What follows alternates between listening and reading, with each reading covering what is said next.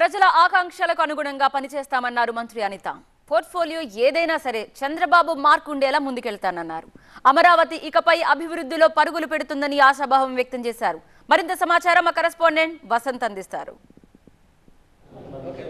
సుదీర్ఘ కాలం తర్వాత అనేక పోరాటాలు చేసి ఎమ్మెల్యేగా గెలుపొంది ప్రస్తుతం మంత్రిగా బాధ్యతలు చేపట్టారు.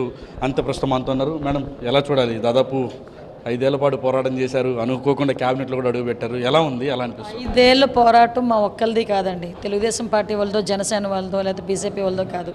ఈ 5 కోట్ల ఆంధ్రప్రదేశ్ ప్రజలందరూ కూడా ఏదో చెప్తారు కదా, చాప కింద నీరులాగుండి విప్లవం తీసుకొచ్చారు ఈరోజు. ఆ విప్లవానికి దాని ప్రయవసానమే ఈరోజు మేము ఇన్ని సీట్లు గెలుచుకోవటం, వాళ్ళు 11 మందితో వాళ్ళు కన్ఫైన్ అవ్వటం కూడా మనం అందరం కూడా చూస్తున్నాం.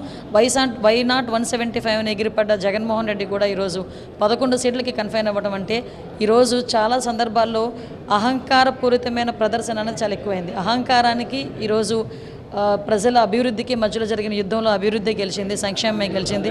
అహంకారం అయితే ఓడిపోయిందని సంగతి చెప్పాలి. మేమైతే చాలా హ్యాపీగా ఉన్నాం.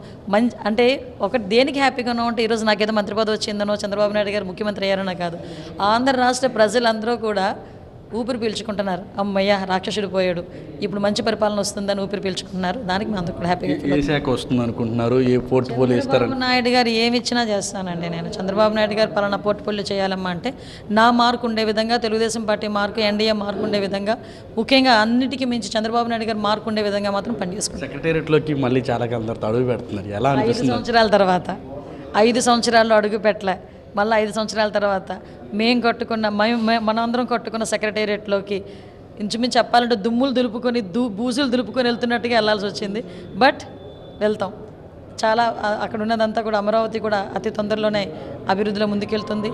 అన్ని ప్రాజెక్ట్స్ కూడా ముందుకెళ్తాయి. నమ్మకం అయితే మాకుంది. Thank you so much. ఖచ్చితంగా రాష్ట్రాన్ని అభివృద్ధి పదంలో నడిపేలాగా తమ ప్రభుత్వం ముందుకెళ్తుంది. తనకు ఏ పోర్ట్ఫోలియో ఇచ్చినా కూడా ఖచ్చితంగా వాటిని బాధ్యతంగా నిర్వర్తిస్తాను, ఖచ్చితంగా రాష్ట్రాన్ని అభివృద్ధి పదంలో నడిపిస్తామంటే కూడా మంత్రి అనిత అయితే చెప్తాను. కెమెరా పర్సన్ సురేష్తో వసంత్, టీవీ 9 విజయవాడ.